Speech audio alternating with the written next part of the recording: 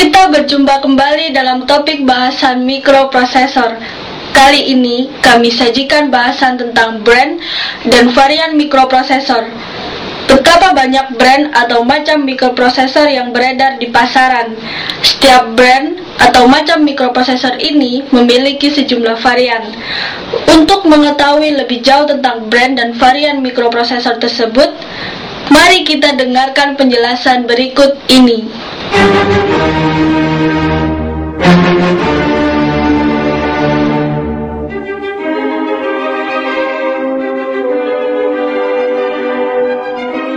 Pada sesi ini akan kita bicarakan tentang brand mikroprosesor dan variannya.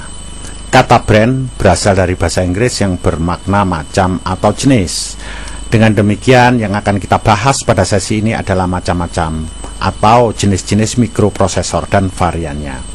Seperti telah kita ketahui bersama, pada saat ini banyak sekali beredar berbagai jenis mikroprosesor, baik buatan AMD, Intel maupun buatan pabrik-pabrik lainnya.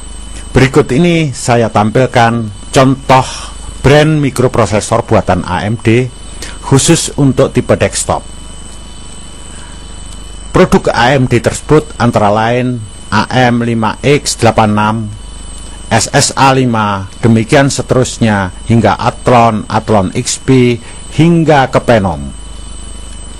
Dan masih banyak lagi jenis lainnya yang tidak saya tuliskan di sini. Contoh berikutnya adalah mikroprosesor buatan Intel. Seperti yang terlihat pada layar Anda, ini adalah mikroprosesor tipe desktop yang diproduksi oleh Intel. Contohnya adalah Pentium Classic, Pentium MMX, Pentium Pro, Pentium 2, dan seterusnya hingga Pentium Dual Core, Pentium, Core 2 Duo, dan seterusnya hingga Core i3, Core i5, dan Core i7. Masih banyak brand yang lain yang tidak saya sebutkan di dalam tabel ini. Setiap brand mikroprosesor ini, jadi misalnya di sini Pentium 4 misalnya, memiliki banyak varian, memiliki banyak jenis.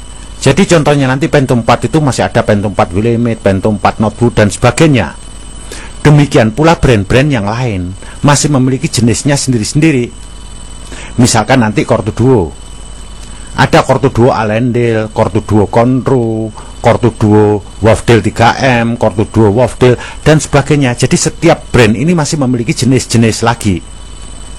Berikut ini saya berikan contoh untuk yang Pentium 4, karena Pentium 4 ini paling banyak variannya dan enak untuk dipelajari.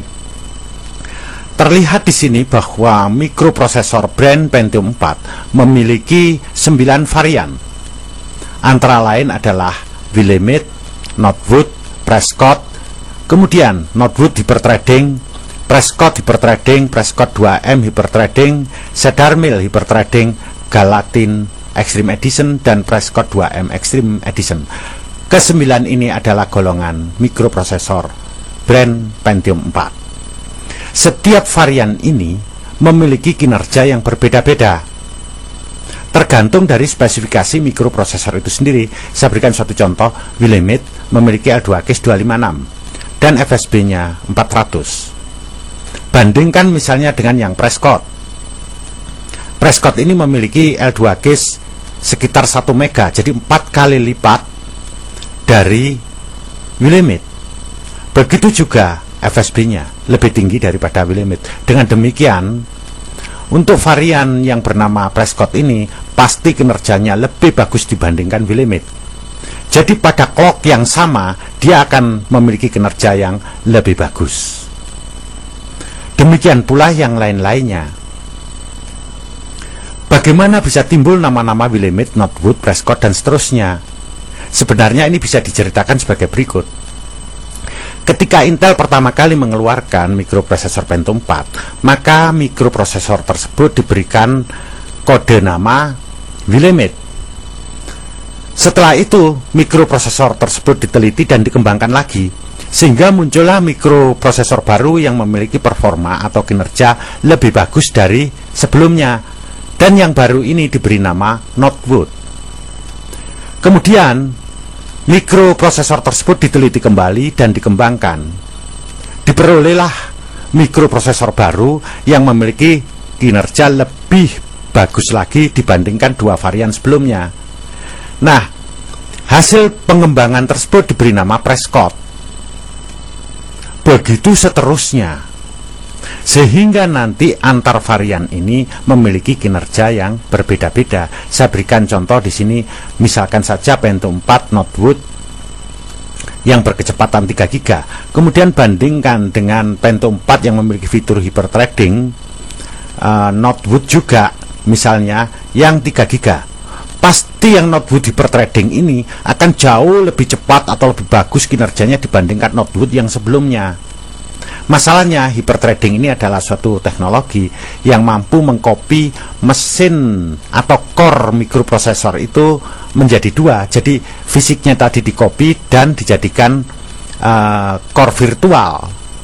Jadi seakan-akan mikroprosesor tersebut memiliki dua otak atau dua mesin. Yang satu adalah fisiknya, yang satu adalah virtualnya tadi, dan dua-duanya bisa bekerja dengan baik. Seakan-akan Pentium 4 hyperthreading ini bisa bekerja 2 kali lipat kecepatan dari Pentium 4 yang non hyperthreading. Aslinya bukan demikian. Kenaikannya tidak sebesar itu, mungkin hanya 50%, 40% atau 60%. Nah, ini contoh untuk Pentium 4. Patut dicatat di sini, pada clock speed yang sama bisa menghasilkan kinerja yang berbeda. Jadi di sini clock speed itu bukanlah panduan pokok yang menyatakan pokoknya clock speednya lebih tinggi, dia lebih cepat. Tidak, sangat bergantung dari variannya ini. Jadi saya berikan contoh saja di sini. Misalkan Pentium 4 Northwood di sini 3 GB dibandingkan misalnya Pentium 4 hyperthreading Prescott 2M 2,8, mungkin masih lebih cepat yang 2,8 ini. Masalahnya di sini ada teknologi hyperthreadingnya itu. Jadi kalau orang mengatakan bahwa clock speed itu adalah penanda bahwa kinerja yang lebih bagus, clock speednya lebih tinggi, ini sama sekali nggak benar. Kecuali kalau fitur yang lainnya sama. Kalau fitur lainnya berbeda, semacam ini, berbeda varian, ya itu tidak bisa dipercaya yang demikian ini. Nah, sebenarnya apa sih Willamette, Northwood, Prescott, Northwood, Prescott hyperthreading, Prescott 2M hyperthreading ini? Nama-nama ini sebenarnya mengacu pada nama core mikroprosesor tersebut. Berikut ini penjelasannya. Jadi, seperti Willamette, Northwood, Prescott 2M tadi, sebenarnya adalah nama core-nya ini. Jadi yang diteliti oleh Intel itu dan dikembangkan itu adalah core-nya ini. Karena kecanggihan dari sebuah mikroprosesor sangat bergantung pada core ini. Core inilah mesinnya, core inilah otaknya. Jadi nama-nama tadi itu adalah nama core. Makanya disebut core name atau code name. Kalau core name bermakna nama core, code name bernama nama sandi. Keduanya ini memiliki makna yang sama. Saya tunjukkan kembali di sini contoh yang lain. Untuk mikroprosesor Core 2 Duo. Mikroprosesor Core 2 Duo juga memiliki 5 varian yang memiliki core name Allendale, Conroe, CL, Wavdale 3M, dan Wavdale. Semuanya ini memiliki kinerja yang berbeda-beda, sangat bergantung spesifikasinya. Oleh sebab itu, apabila Anda membeli mikroprosesor Core 2 Duo atau katakan saja membeli komputer Core 2 Duo, perhitungkan betul core name-nya ini. Anda akan mendapatkan komputer yang bagus apabila Anda memilih yang Wavdale dibandingkan yang Allendale. Tentu yang Wavdale ini akan lebih mahal harganya daripada yang Allendale, karena Wavdale ini memiliki fitur yang jauh lebih bagus dibandingkan yang Allendale. Biasanya ditandai oleh mikroprosesor atau komputer yang harganya lebih murah, biasanya memiliki fitur yang lebih buruk dibandingkan yang harganya mahal. Itulah sebabnya variasi harga di pasaran itu tampak sekali. Misalnya sama-sama berclock speed sekian begitu, tapi harganya bisa beda satu dengan lainnya karena mereka berbeda core name ini. Contoh yang lainnya, mikroprosesor Core i7 sama. Core i7 ini ada beberapa jenis. Ada yang core name-nya bernama Bloomfield, Linfield, Bloomfield, Extreme Edition, dan Gulfton. Yang Gulfton ini jauh lebih bagus daripada Core i7 yang Bloomfield. Nah, Yang Gulfton ini 6 core ya, Bloomfield ini 4 core, Linfield 4 core, Bloomfield Extreme Edition juga 4 core. Yang Bloomfield ini memiliki hyperthreading, Linfield tidak. Gulfton ini sudah 6 memiliki hyperthreading, jadi seakan-akan setara dengan 12 core. Nah, dengan demikian yang Gulfton ini pasti jauh lebih bagus daripada yang lainnya. Apalagi di sini bassnya juga berbeda, yang Linfield DMI, sedangkan yang Gulfton ini GPI. Jadi ini kalau dibandingkan dengan atas-atasnya ini prinsipnya pasti lebih bagus. Lihat saja di sini L3 case-nya dan L2 case-nya. Sangat berbeda besarnya. Nah, demikian ini contoh beberapa varian dari mikroprosesor.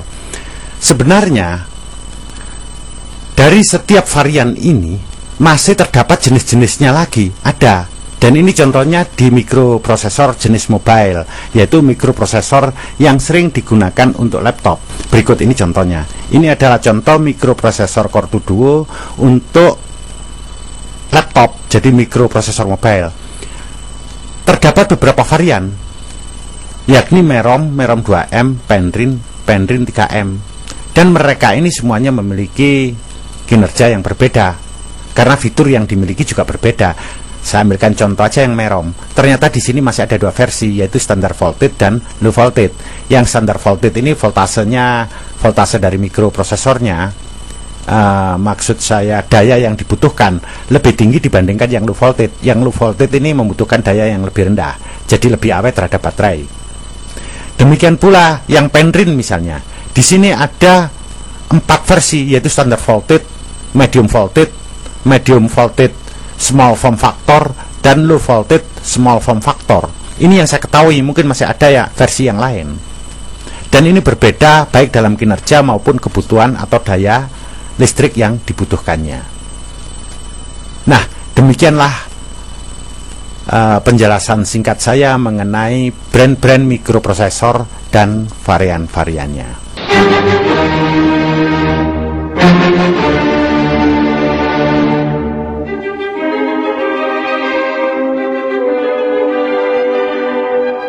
Kini, Anda telah mengetahui bahwa brand dan varian mikroprosesor cukup banyak jumlahnya. Sekilas, secara fisik, sebagian besar wujud mikroprosesor tersebut tampak sama. Untuk membedakan dan mengetahui nama setiap brand dan varian mikroprosesor tadi, dapat dilakukan dengan cara membaca keterangan dan kode-kode yang tertulis pada permukaan atas mikroprosesor itu sendiri. Biasanya, pada permukaan atas mikroprosesor tertulis nama brand mikroprosesor, kode atau keterangan mengenai frekuensi atau clock speed mikroprosesor, besarnya L2 case atau L3 case, besarnya bus mikroprosesor, dan kode atau keterangan lainnya. Berdasarkan keterangan atau kode-kode tersebut dapat ditentukan nama brand mikroprosesor dan nama varian atau core name mikroprosesor. Dengan cara mencocokkan data-data tersebut dengan buku panduan cara identifikasi mikroprosesor. Buku tersebut telah disediakan di perpustakaan sekolah Anda atau bahkan mungkin sudah Anda miliki. Berikut ini disajikan bentuk fisik beberapa brand mikroprosesor beserta variannya, serta keterangan atau kode tulisan yang tertera pada permukaan mikroprosesor yang bersangkutan.